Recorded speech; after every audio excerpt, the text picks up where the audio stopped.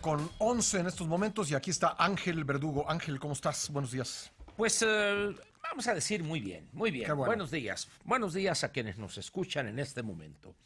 Hoy día del maestro yo tenía pensado comentar sobre la cuestión educativa, pero partiendo de la base de la entrevista que hiciste con el subsecretario y dio algunas opiniones sobre esta cuestión de los incendios, la cosa forestal, etcétera, creo que vale la pena hacer algunos comentarios, Pascal, si me permites, sobre eso. ¿Cómo no?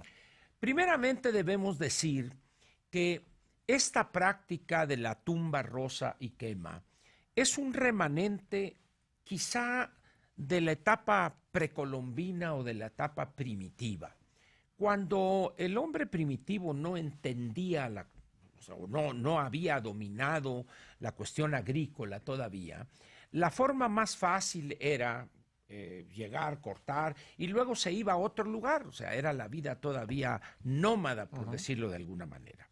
Cuando el hombre empieza a avanzar y llegamos a la etapa sedentaria, la agricultura, la domesticación de animales, etcétera, quedan grupos en ciertas regiones del planeta donde al no estar en contacto con la parte, vamos a decir, moderna, la parte avanzada, conservan estas prácticas ancestrales. México, un país que se ha negado a actualizar su legislación agraria, eh, particularmente en lo que se refiere a la superficie que puede poseer una persona en México, que son máximo 100 hectáreas de riego, 200 de buen temporal, etcétera, ha mantenido una situación de ficción ante los cambios que se dan en la agricultura en el mundo. Y los grupos aislados del progreso o de los cambios en materia agrícola persisten en estas prácticas. Sin embargo, Pascal, se ha agregado hoy con este gobierno un incentivo perverso para seguir practicando esta, valga la redundancia, Tumba esta rosa y quema. práctica cultural, tumba rosa y quema. Y voy a explicarme, espero lograrlo. Hay un programa que se llama Sembrando Vida, si no estoy equivocado, donde en terrenos que antes eran boscosos o selváticos, va a darse un estímulo monetario para aquellas personas que siembren en el pedazo de tierra que usufructúan o que son propietarios, para sembrar especies maderables y frutales. Muy bien.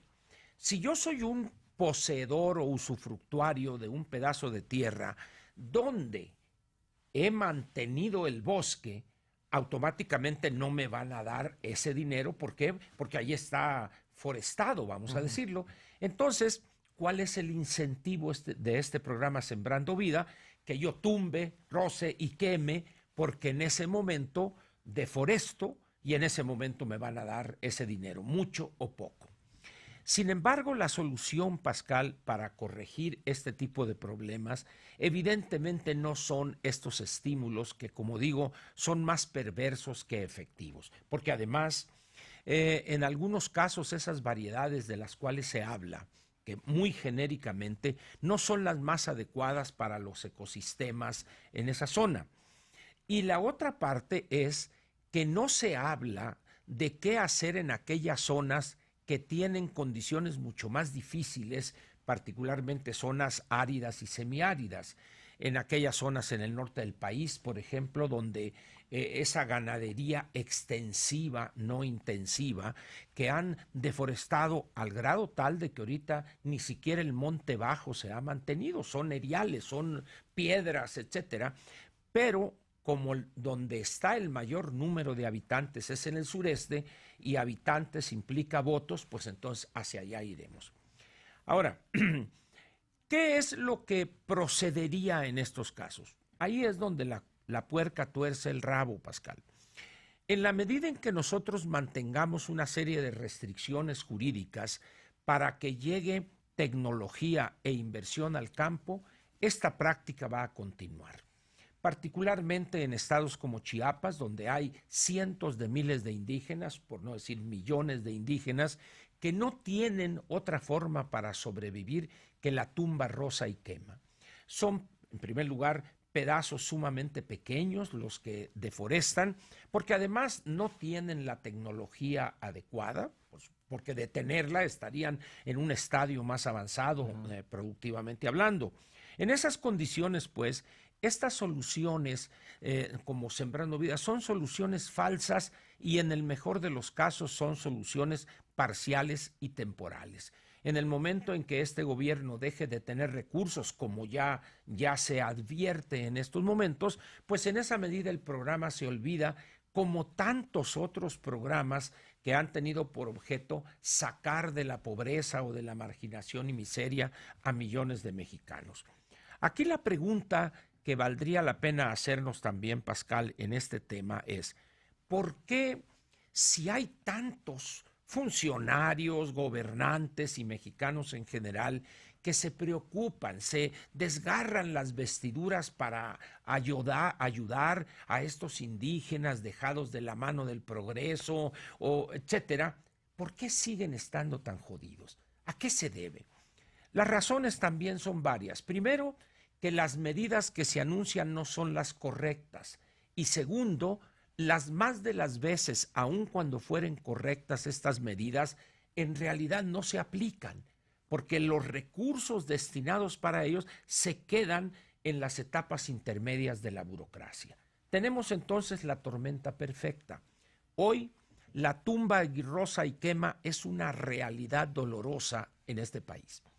Cuando teníamos menos habitantes, concentrémonos ahora en el Valle de México. Cuando teníamos menos habitantes de manera sensible en lo que se refiere a cantidades, vayámonos a los años 30 o 40, si tú comparas una foto de esa época ahorita y vas a decir, oye, ¿y dónde se fueron estos árboles, estos miles y miles de árboles o estas pináceas? ¿A dónde se fueron? Pues simplemente se cortaron para hacer leña o para venderlas como madera y tumba, rosa y quema, y ahí nos vamos. Y ves tú zapetitas de media hectárea, de 1,5 hectáreas, con unos surcos todos chuecos, con unas variedades de maíz que no son las adecuadas para esos suelos, produciendo 600, 800 o 1,5 toneladas por hectárea, cuando en las regiones adecuadas y con la tecnología adecuada puedes tú producir 10 o 12 toneladas por hectárea. En esas condiciones, Pascal, cuando una entidad como la Comisión Nacional Forestal elude el tema central y enfrentarlo con la verdad, en ese momento las cosas se complican.